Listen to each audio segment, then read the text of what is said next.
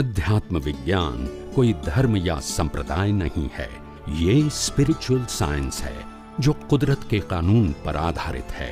ये विज्ञान पूरे ब्रह्मांड के सभी रहस्यों को उजागर करता है और जीवन के सभी पहलुओं को समझने के लिए एक नई दृष्टि देता है।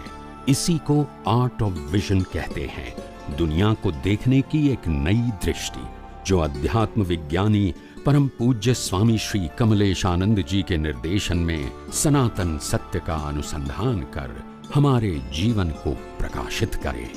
जय सच्चिदानंद।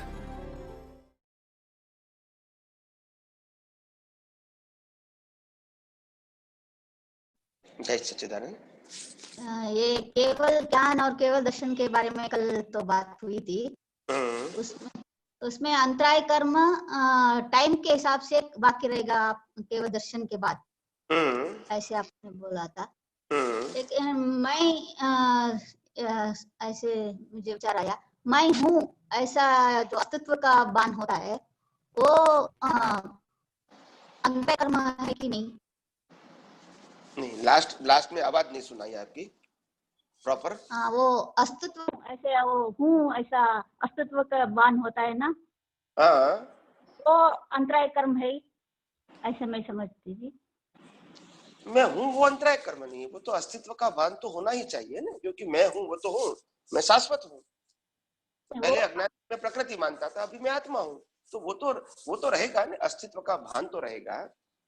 मगर जब वस्तुत्व का भान हो गया, यानी केवल ज्ञान हो गया है, तो मैं हूँ ऐसा बोलने की, समझने की या लक्ष्य में रखने की जरूरत नहीं रहेगी।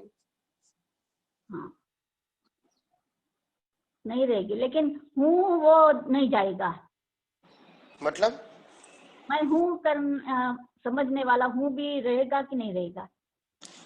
देखो, मैंने ऐसा वो अहंकार चाहिए ना, वो देखो, आत्मा के अंदर हूँ पद का अहंकार की जरूरत नहीं है, क्योंकि वो तो है।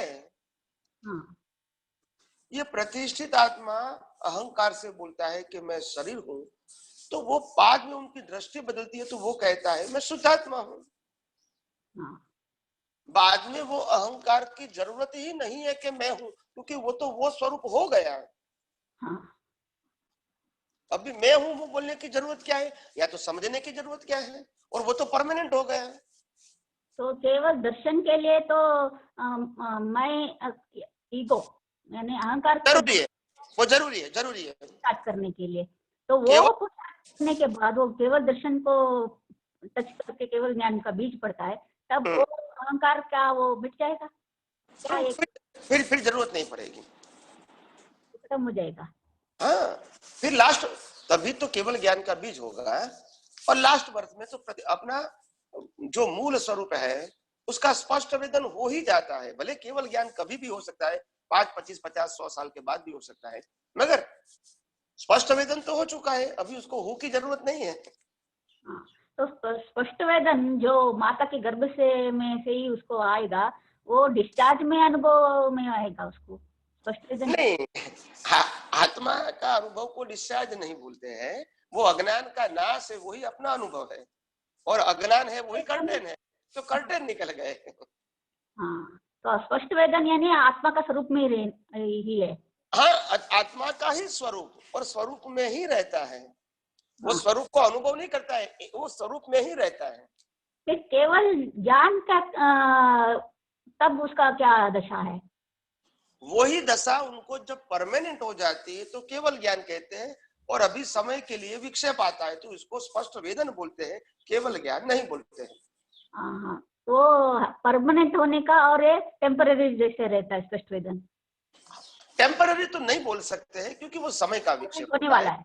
हाँ, तो वो समय का विक्षेप, इसको विक्षेप नहीं बोला जाता है, क्योंकि because of the due date वो है विक्षेप है। वो भी समय का मतलब होता है सेकंड का भी 1000वां भाग होता है, वो समय बोलते हैं, तो इसीलिए उसको विक्षेप हम शास्त्रों की भाषा में विक्षेप बोलेंगे।